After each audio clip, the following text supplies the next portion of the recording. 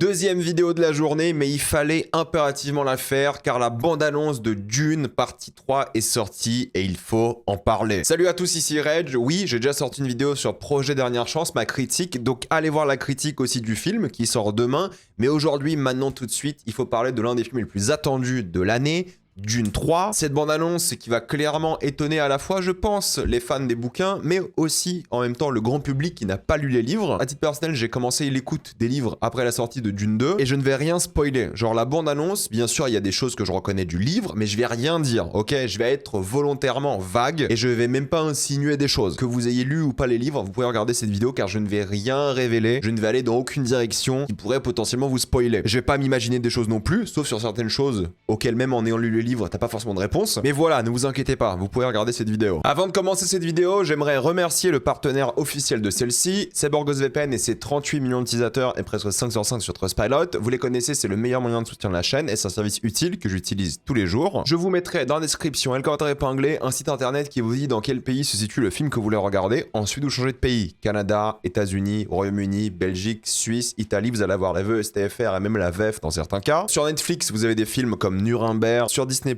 vous avez déjà Zootopie 2 ou Predator Badlands. Sur HBO Max, qu'il faut utiliser depuis l'application HBO. Si vous avez un compte via Canal, connectez-vous sur Max avec ce compte-là. Smashing Machine est déjà présent et Marty Supreme va pas tarder. CyberGhost propose des serveurs optimisés pour chaque plateforme de streaming. Et vous le savez, mais il y a certains sites internet qui vous demandent une carte d'identité pour y accéder et personne n'a envie de faire ça. Vous avez envie de vous Cillian Murphy, le Gosling en paix, donc utilisez un VPN. De même, quand vous regardez des films d'une certaine manière, vous avez clairement envie d'être en sécurité. Vous pouvez partager un compte avec 7 personnes au total. C'est disponible sur tous vos appareils préférés et c'est super simple d'utilisation. Vraiment, tout le monde peut le faire en quelques clics sans problème. Vous pouvez essayer par vous-même car vous êtes satisfait ou remboursé sous 45 jours et vous avez une assistance technique en français 24h7. Utilisez le lien dans la description et le commentaire épinglé afin de vous abonner à CyberGhostVPN et bénéficier de 43% de réduction plus 4 mois gratuits. Foncez sur l'offre. L'idée de commencer cette bande-annonce avec le reflet de Paul avec de l'eau, littéralement, chose qu'on voit très rarement dans l'univers de Dune, à cause d'Arrakis, j'ai envie de vous dire, est hyper important, car ça représente vraiment la confrontation morale qu'il y aura dans le film,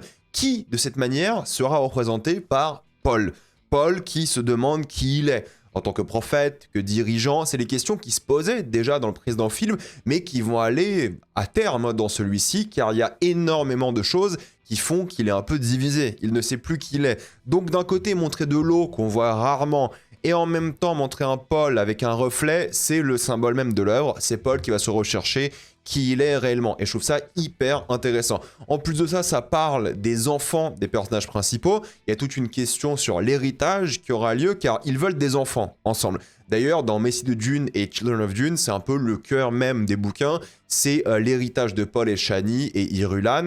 Qui seront les enfants? Comment ça va se passer? Qu'est-ce qui se passe pour l'avenir de la famille? C'est vraiment l'enjeu principal. Et en même temps, là, il y a tout ce débat sur, ok, si on a une fille, on l'appelle comme ça, si on a un garçon, on l'appelle comme ça, et c'est le prénom du père de Paul, et donc le grand-parent de cet enfant, et la question d'héritage sera hyper importante d'après moi dans cette œuvre, et ça sera vraiment la suite logique des bouquins aussi, par rapport à ce que les bouquins veulent faire, parce que ça a toujours été une histoire de politique, de philosophie, et d'héritage familial à travers les générations, comme on l'a vu dans les films Dune de manière générale. Donc c'est intéressant ce débat qu'il y a continuellement sur, oui, pourquoi appeler un enfant comme ça, qui il est, ce qu'il représente, c'est essentiel évidemment, et ça j'ai vraiment hâte de voir comment ils vont le gérer, surtout parce que là la conclusion, c'est ce Dune partie 3, mais c'est la conclusion de l'arc de Paul. Dans les bouquins, ça va au-delà de Paul. C'est des histoires sur des milliers d'années, les livres Dune. C'est pas un spoil, hein, c'est juste la suite des livres. Ça se passe sur très très longtemps de manière générale. Donc je suis très curieux de voir comment ils vont gérer ça.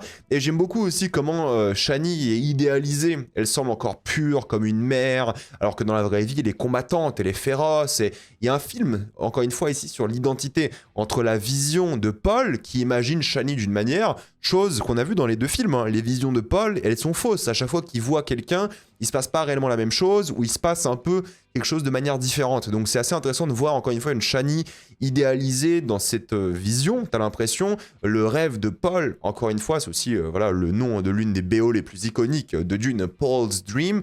Donc je suis très curieux de voir comment ils vont gérer ça. Il y a le retour dans le désert évidemment sur Arrakis, mais le désert sera moins important je pense dans celui-ci. En tout cas d'après la bande-annonce, c'est comment c'est montré. Et je suis curieux de voir comment ils vont gérer un peu ces moyens de navigation comme on le voit ici. Ça donne envie quoi, en tout cas de retourner sur Arrakis, de retourner dans ces dunes, vivre dans ce monde. Mais alors pourquoi est-ce que Paul a le crâne rasé ? Vraie question que les gens se posent, hein. De mémoire, c'est pas expliqué dans le livre, et je crois que dans le livre, il a pas le crâne rasé. Moi, ce que je pense de ça, c'est que c'est pour faire un lien entre Paul et les Harkonnen. Vu que les Harkonnen sont tous chauves, c'est pour montrer qu'en fait, Paul devient vraiment méchant.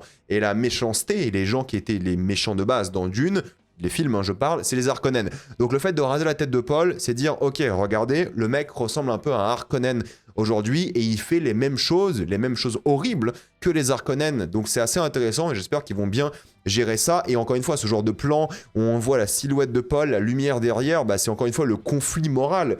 Comment diriger, comment être un leader, est-ce que c'est bien de faire certaines choses ou pas? Il a le poids de la responsabilité et du leadership sur ses épaules. Et tu vois qu'il souffre de ça, ça se ressent en direct avec cette bande-annonce. Et je dis ça pas en ayant lu le livre, hein, parce que dans le livre, c'est vraiment géré de manière différente. Juste avec la bande-annonce, tu dis, ok, Paul est un dirigeant, pourquoi, comment, et c'est symbolisé par ce genre de lumière. C'est le poids de l'héritage, encore une fois, la bague, c'est pas pour rien, c'est le poids du passé, de l'avenir, du pouvoir. Le grand-père, il hante le film, et Paul, ici aussi, il y a toute cette séquence, pour moi, qui n'est pas anodine, encore une fois, avec l'eau, avec sa main sans le gant et tout, il cherche un peu qui il est réellement, c'est les deux mondes de Paul, parce que l'eau, on la voit jamais, encore une fois. L'eau, c'est sa planète natale, Arrakis, c'est sa nouvelle planète, son nouveau monde, donc c'est normal d'insister sur l'eau.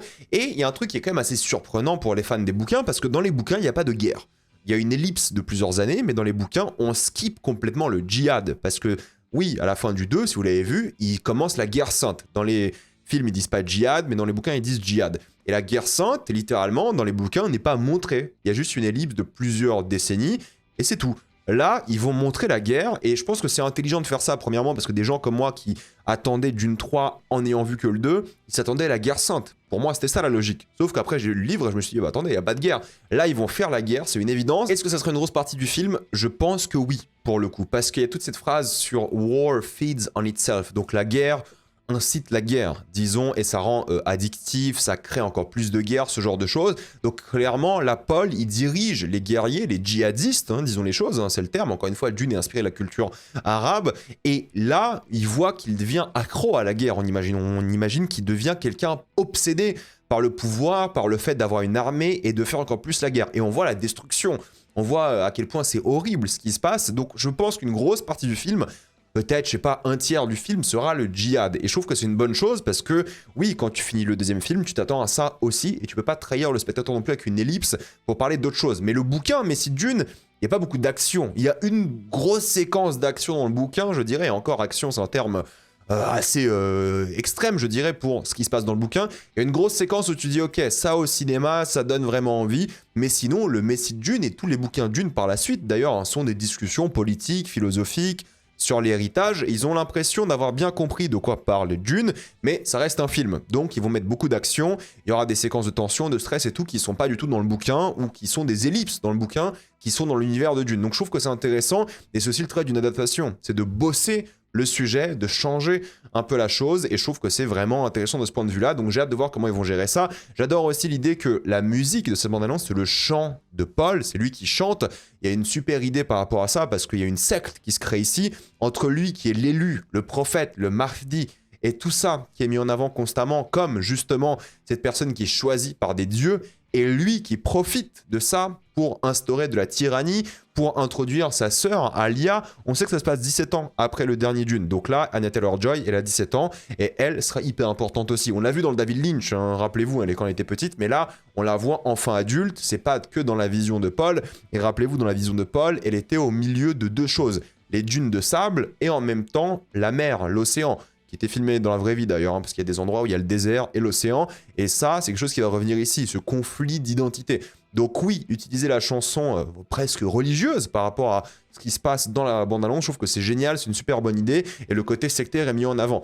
Et en même temps, la mort est présente partout. On voit que le djihad que Paul va proposer, qu'il va instaurer dans la galaxie, va tuer du monde, va être génocidaire. D'ailleurs, dans le bouquin, il se compare lui-même à Hitler. Ça m'étonnerait qu'il garde ça dans le film, mais il se compare à Hitler parce que, oui, il va tuer énormément de personnes. Quand vous voyez la fin du 2, vous vous dites, ok, Paul va lancer une attaque galactique. Et c'est le cas, c'est ce qui se passe. Hein. C'est une attaque galactique et c'est un génocide de plusieurs planètes, etc., etc. Donc ça, c'est montré et confirmé dans la bande-annonce. C'est pas un spoil, encore une fois, c'est le concept même de la fin du 2. Hein. Il lance un génocide, hein. C'est pour ça qu'à la fin, c'est un méchant. C'est pour ça aussi que Frank Herbert avait écrit le Messie de Dune, c'est que les gens pensaient que Paul était gentil. Mais là, le film le reconfirme, et Messie de Dune confirme que Paul est méchant. Et ça, je l'avais déjà dit dans ma critique il y a 2 ans, sans avoir lu le livre. Ça se comprenait que Paul était vraiment le méchant. Donc l'idée d'avoir la guerre omniprésente, je trouve que c'est intéressant, parce que le film sera bien plus action que le bouquin, à voir à quel point ils vont gérer ça, mais bon, c'est un film, c'est normal de mettre plus d'action. J'aime beaucoup aussi l'idée de remettre le costume de son père. Pourquoi est-ce qu'il met un costume de son père? Est-ce qu'il est encore tiraillé entre les deux? Est-ce que c'est un flashback? Qu'est-ce qui se passe? Non, je pense pas que c'est un flashback, parce que Rebecca Ferguson, son personnage, sa mère, dit « ton père n'a jamais déclenché de guerre ». Donc voilà, encore une fois, la confrontation entre le passé, son monde, sa famille, il y a une vraie déchirure qui se passe en Paul. Et c'est ça qui donne envie de voir la suite, c'est de comprendre comment Paul va gérer ça, qui il est réellement. Les Bene Gesserit ont l'air d'être de retour, à voir dans quelle capacité, pourquoi et comment, ça va être hyper intéressant, je pense. Et Irulan est présente, mais peu présente dans la bande-annonce, elle a quelques scènes. Le personnage de Florence Pugh dans les bouquins est hyper important. Là, quelle importance est-ce qu'elle aura? On verra, parce que normalement, rappelez-vous, dans Dune 2, Paul doit se marier à Irulan, donc il a 2 femmes, quoi. Il a Shani et Irulan. Maintenant, il n'a pas l'air d'avoir beaucoup de contact avec elle pour l'instant dans la bande-annonce. Qu'est-ce qui va se passer? Comment? Bon, si vous avez lu le bouquin, vous savez à peu près ce qui se passe, mais comment ils vont adapter ça? Voilà, moi je suis très curieux de voir ça, parce qu'il y a des débats et des idées intéressantes qui vont ressortir de ces discussions et de ce personnage-là de manière générale. Il y a ça aussi qui est assez intéressant, c'est pas Robert Pattinson en Sightale, je crois on dit en anglais, j'ai écouté les livres en anglais, je crois que c'est Sightale si je dis pas de bêtises. Il y a 2 choses, il y a Sightale qui a un super chouette casting, et c'est un personnage, le personnage le plus important de Messie de Dune, or les personnages qu'on connaît déjà, en tant que nouveau personnage, il sera essentiel. Le choix de casting, je trouve qu'il est parfait. Robert Pattinson, il dégage exactement comment j'imaginais le personnage dans le bouquin, mais il y a aussi ce truc derrière lui, quoi. C'est quoi? C'est qui surtout? Est-ce que c'est un navigateur de guilde? Est-ce que c'est le premier qu'on voit enfin dans l'univers de Denis Villeneuve? Ou est-ce que c'est autre chose? On ne sait pas, peut-être c'est autre chose, on verra bien, mais en termes de choix de casting, génial, ça donne envie, je pense que c'est super. L'esthétique, pour moi, elle est parfaite, et le blanc, lui, il porte du blanc, c'est la couleur de la pureté. Pourquoi lui porte du blanc? Qu'est-ce qui se passe? Ses cheveux aussi sont blancs, j'ai hâte de voir ça. Maintenant, pourquoi est-ce que c'est très sombre comme ça? Est-ce qu'on est encore sur Arrakis? Il y a une tempête, qu'est-ce qui se passe? Pourquoi est-ce que Paul doit se cacher? Pourquoi est-ce que Alia doit se cacher? Est-ce qu'il y a quelqu'un qui les traque? Est-ce qu'il y a une sorte de guerre civile qui se met en place? Qu'est-ce qui se passe dans le film? En tout cas, il a l'air d'avoir beaucoup d'action. Je me demande si les scènes d'action viennent toutes du djihad au début du film, ou est-ce que c'est autre chose? Je suis très curieux de voir ça, dans quelle direction ça va aller, parce qu'il y a des gens qui sont convertis. On voit Javier Bardem, il a une scène juste là, il est là pour le djihad, il est prêt à tuer tout le monde pour Paul. Donc, pourquoi? Comment? Qu'est-ce qui se passe? En quelle capacité ça sera présent dans le film? Très curieux, le côté sectaire est remis en avant. Est-ce que ce sont des fidèles, des esclaves? Est-ce que c'est le peuple? Est-ce que c'est des gens d'Arrakis? Qu'est-ce qui se passe ici? Est-ce que c'est des gens qui s'opposent à Paul? Hyper curieux de voir dans quelle direction ils vont aller. Ce plan sur Alia, on le voit bien, c'est Anya Taylor-Joy ici, est magnifique. Encore une fois, le blanc, symbole de pureté, c'est des couleurs qu'on voit pas souvent dans Dune. Mine de rien, dans cette scène qui a l'air gigantesque, grandiose, qu'est-ce qui se passe? Encore une fois, c'est 2 identités. Alia habillée en blanc ici, sinon en noir tout le reste de la bande-annonce. Il y a tout un discours sur les ellipses aussi, en tout cas visuellement, on le voit à chaque fois, il y a des ellipses, qu'elles soient naturelles ou pas. Il y a beaucoup de vaisseaux qui font des formes rondes, qui cachent encore une fois des feintes, on dirait des yeux, et toute la bande-annonce est axée sur l'œil, quoi. Donc l'œil sera hyper important, on sait à quel point c'est important déjà dans l'univers, mais les éclipses aussi de manière générale, je pense que ça va être hyper important. Le côté politique de retour, on voit évidemment une salle de trône ici, qui est dessus, pourquoi, comment, bon je vais pas vous dire, hein, je vous laisse lire le bouquin ou attendre la sortie du film. Il y a une vraie rivalité qui a l'air de se faire entre les différentes familles, entre l'identité de Paul, encore une fois, il y a des choses qui s'ouvrent par rapport à la lumière, par rapport au soleil, j'ai hâte de voir ça. Jason Momoa de retour, pourquoi, comment, je ne vous dirai rien, mais il est de retour. Il a même l'air de tabasser un Paul chauve déjà ici. Pourquoi, comment, regardez le film ou lisez le livre, je ne vais rien dire, mais je suis content parce que j'aime beaucoup Jason Momoa dans ce film et il a l'air déjà de dégager quelque chose d'assez fort, important, donc je suis très curieux de voir ça. Et quand même, c'est étrange de voir cet homme-là avec les Fremen. Est-ce que c'est des Fremen? Est-ce que c'est le personnage de Robert Pattinson qui va déclencher la guerre civile? Qu'est-ce qui se passe? On voit bien qu'il y a une opposition entre les Fremen de Paul et les Fremen de ce Robert Pattinson. Donc je suis très curieux de voir dans quelle direction ils vont aller dans le film, même en ayant les infos par rapport au livre. Je trouve que c'est fascinant ce qui a l'air de se passer. Encore une fois, Shani a l'air de s'opposer à quelqu'un. Est-ce qu'elle s'oppose à Paul? Est-ce qu'elle s'oppose au personnage de Robert Pattinson. Pour moi, la manière dont ils ont fait le montage de la bande-annonce, on dirait que Chani va se rebeller contre Paul. Après, je n'en sais rien, on regardera le film. Hein. Il y a eu une scène avec une énorme explosion. Alors ça, c'est un truc, encore une fois, je suis très curieux de savoir ce que c'est. Je pense, en ayant lu le livre, que j'ai une petite idée, mais il y a quand même l'air d'avoir une énorme explosion ici. Il y a plusieurs plans dessus, ça a l'air d'être un événement majeur de l'œuvre. Il y a un côté plus peut-être espionnage, moins énorme guerre sur Arrakis. Donc je suis encore une fois assez curieux et satisfait de ce que j'ai vu là, parce que ça a l'air d'adapter à la fois le bouquin, enfin pas le bouquin 2 et le troisième aussi un petit peu, le Children of Dune, parce que vu que c'est la conclusion de l'arc de Paul il se conclut dans Children of Dune, c'est pas dans Messie de Dune dans les bouquins, il se conclut un petit peu après. Donc je pense qu'ils vont mélanger les deux films pour vraiment finir l'histoire de Paul, de ce casting-là, et ensuite faire une ellipse des milliers d'années plus tard, entre guillemets, s'ils veulent, ou à la famille, la génération d'après. Je sais pas comment ils vont gérer ça, mais en tout cas, oui, l'histoire de cette famille a une fin dans les bouquins, et c'est dans Children of Dune, donc je suis vraiment aussi curieux, déjà je répète beaucoup, hein, mais voir comment ils vont faire ça. Maintenant, en termes d'imagerie, je trouve que c'est assez génial, on voit que Paul est devenu le leader d'une secte, on voit qu'il est devenu un tyran méchant, imagerie fasciste, des visuels où on le montre comme quelqu'un de sanguinaire, comme quelqu'un qui a eu une armée. Le chef-op du film, c'est Linus Sandgren, c'est plus Greg Fraser qui s'occupait des deux premiers. Et oui, ça a l'air vraiment très très bien visuellement. Si je dis pas de bêtises, le chef-op est oscarisé pour La La Land, donc je lui fais confiance. Il imite beaucoup l'esthétique de Greg Fraser, mais c'est normal. Mais en tout cas là, on voit bien le fascisme et la volonté belligérante de Paul. Donc très très hâte de voir comment ils vont faire ça. Encore une fois, l'imagerie de l'éclipse, du soleil, de lui qui cache ça avec son crâne chauve là, avec ses yeux bleus et tout, il y a quelque chose.